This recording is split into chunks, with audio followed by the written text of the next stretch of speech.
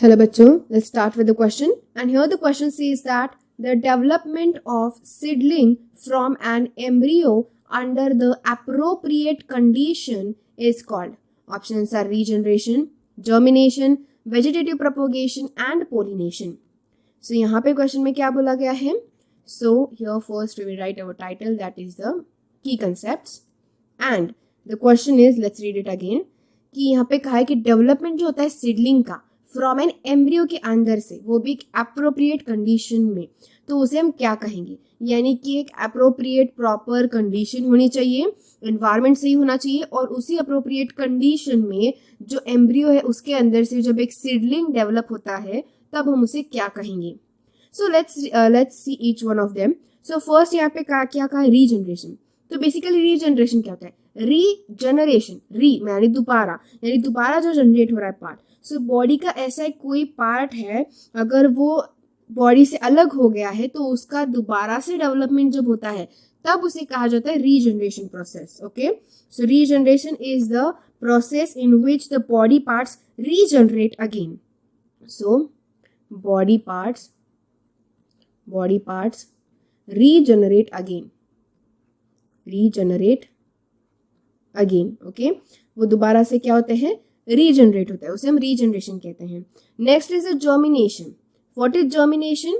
तो germination that means, here we write germination, उसका मतलब है एक अप्रोप्रिएट कंडीशन में जो एम्ब्रियो है उससे एक सीडलिंग का डेवलप होना, जो कि क्वेश्चन में पूछा गया है. So it is the process of development of seedling, and that is from an embryo, वो भी एक appropriate condition के अंडर.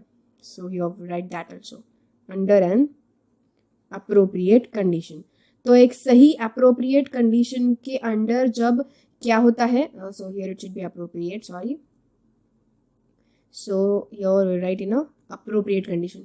तो जब एक appropriate condition present होगी, उस appropriate condition में क्या होना चाहिए? यहाँ पे सीडलिंग का डेवलपमेंट होगा फ्रॉम एम्ब्रियो, उसे हम क्या कहेंगे? That will be called as germination. Still let's see the other options also.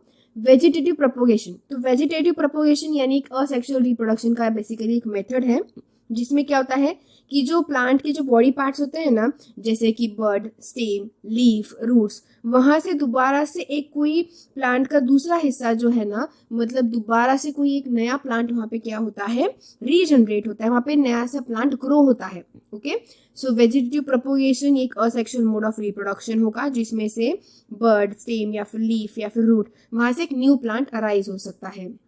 So new plant arise from, new plant arises from, कहाँ से अराइज होगा? From birds, stem, sorry here it should be stem, bird, stem या फिर leaf, root, ऐसे कोई भी जगह से क्या हो सकता है? एक न्यू प्लांट जो है अराइज हो सकता है.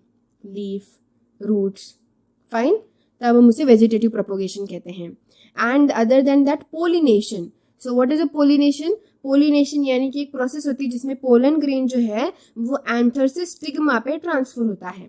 So that is a pollination in which pollen grain will transfer from anther to the stigma of the flower. It can be the same flower और डिफरेंट फ्लावर, बट स्पीसीज जो होगी वो कैसी हो सकती है? सेम भी हो सकती है, डिफरेंट भी हो सकती है.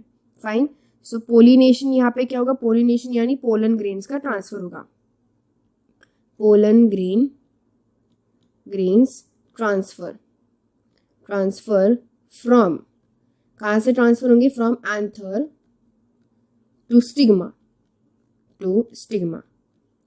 तो किसी भी एंथर से पोलन ग्रेन जो है वो स्टिग्मा पे ट्रांसफर होते हैं. तो ये जो फ्लावर होगा जिसका एंथर और स्टिग्मा हो सकता है, वो फ्लावर एक ही फ्लावर हो सकता है, यानी कि बाइसेक्सुअल अगर फ्लावर होगा तो एंथर और स्टिग्मा सेम ही फ्लावर का होगा.